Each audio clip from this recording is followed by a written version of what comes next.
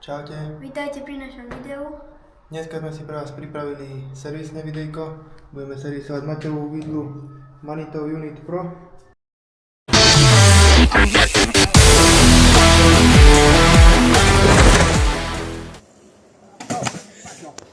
Veci, čo budeme potrebovať, určite si pripravte nejaký odmasťovač a pripravte si veľa servítok. Budeme potrebovať olej. My použijeme tento Plus Dynamic Suspension, to je neutrálny a to použijeme aj na RockShoku. Budeme potrebovať nejakú vazelínu špeciálne určenú na vidlice, nejaký kelímok, striekačku na ten olej, pumpu na vidlice, imbusáky, kľúčik. Ďalej budeme potrebovať takýto prípravok, nejakú paličku s omotanou handrou, aby sme videli tie spodné nohy utrieť. A určite sa zíde aj nejaký stojan pre komfortnejšie uchytenie. Začneme tým, že si omontujeme strmeň, dáme si tam nejakú podložku, nech sa nám nestlačia piesty, nech nemáme robotu navyše. Ten si dáme nabok, to nebudeme vôbec potrebovať. Dáme si dole koleso samozrejme. Dáme si dole koleso, osku môžeme dať do kolesa, aby sme ho nestratili. Teraz si dáme dole ventil, teda krytku ventila, kde sa dofúkava vidlica.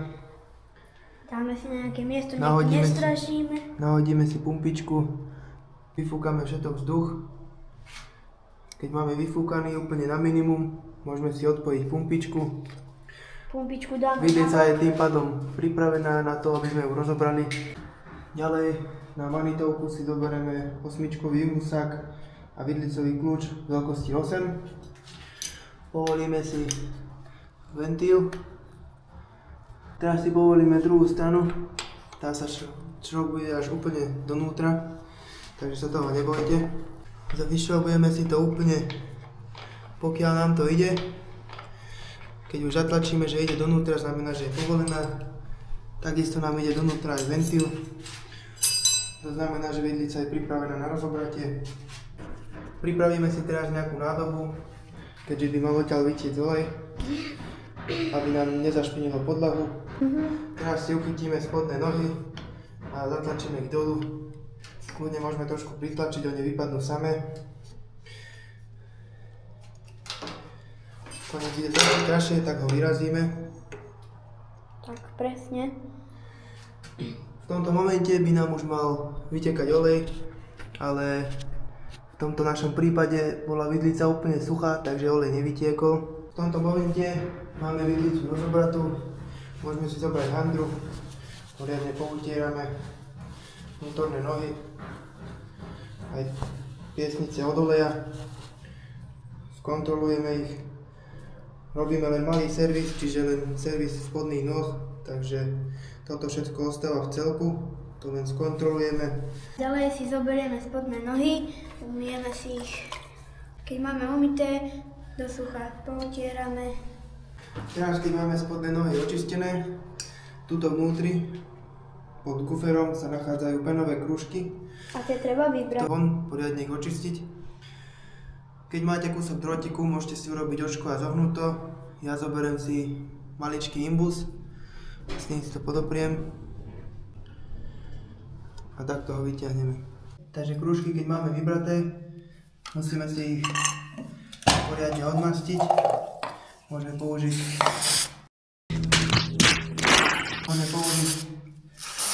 bajkový degreaser. Následne ich poriadne očistiť od toho starého oleja.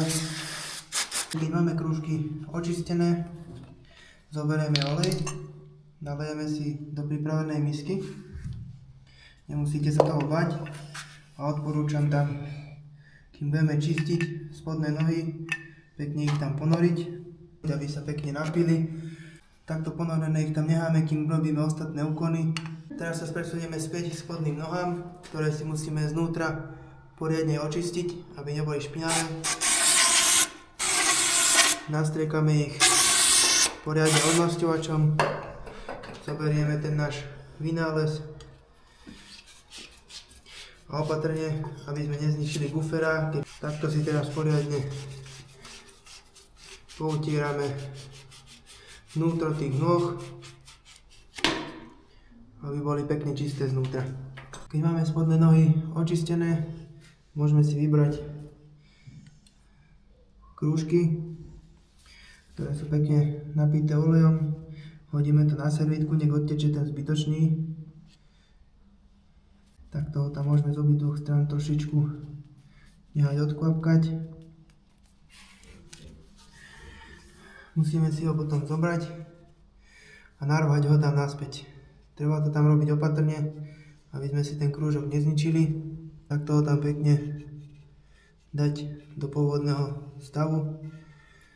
Musíme si dať pozor na to, aby tam bol pekne ten krúžok zarovnaný, nebol tam pokrčený ani nakrivo daný.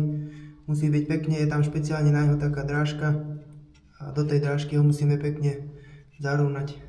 Takže takto to vyzerá, pekne nahodené, prebytočný olej, trošku poutierame.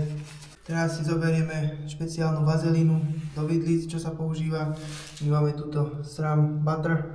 Zoberieme si, dáme si poriadne na prst a pekne to namažeme pod gufera. Nemusíme vazelínou vôbec šetriť, nebude tam na škodu.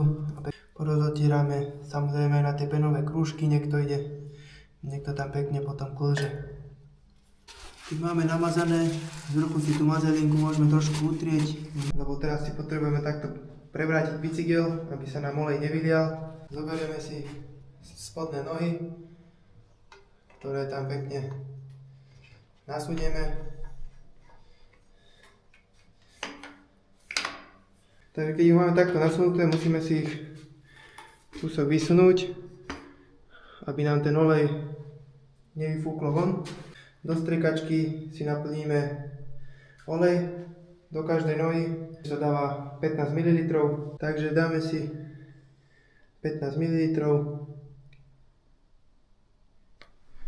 do druhej taktiež.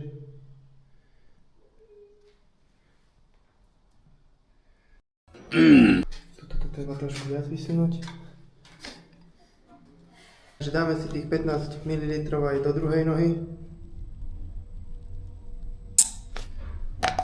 Teraz to vyšlo. Poutierame olej, ktorý nám vyšplechol. Nohy si teraz môžeme zatlačiť úplne. Keď máme, zoberieme si najprv osmičku vidlicovú. Utiahneme si najprv jednu stranu. Vždycky by sa to malo doťahovať na určené newtonmetre. Potom si utiahneme aj druhú.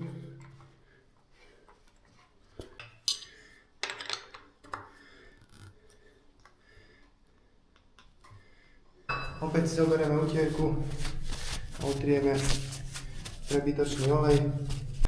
Teraz si môžeme zobrať čistú utierku a pekne si odmastíme celú vidlicu, aby sa nám tam potom nechytal prach a nečistoty. Poriadne si ju odmastíme. Takže bajk máme opäť v pôvodnej polohe. Teraz si môžeme všetky veci opäť pospájať. Namontujeme si strmeň. Zatiaľ ho nemusíme utiahnuť úplne, lebo bude treba ešte vycentrovať, keď nahodíme koleso. Môžeme si vybrať zarážku. Zoberieme si koleso, nahodíme ho. Môžeme ho tam už zašrobovať. Pripojíme si aj tieto držiaky Bowdenov, čo zvyknú byť na vidliciach. Môžeme si vycentrovať strmeň, taký lifehack, ktorý všetci určite poznáte. Roztočím koleso, nabrzdím, utiahnem šrobiky a koleso mám vycentrované. Zoberiem si zase pumpu na tlmiče, napojím si ju, nafúkam si na taký počet PSD, ako som mal predtým. Takže takto vyzerá doservisovaná vidla. Máme všetko poskladané, pospájané, strmeň vycentrovaný. Takže my máme servis už hotový. Dúfam, že sa vám video ľúbilo. A hlavne, že vám pomohlo. Like, subscribe and Koment. a nezabudnite nás odoberať. A vidíme sa pri ďalšom, tentokrát už akčnejšom videu.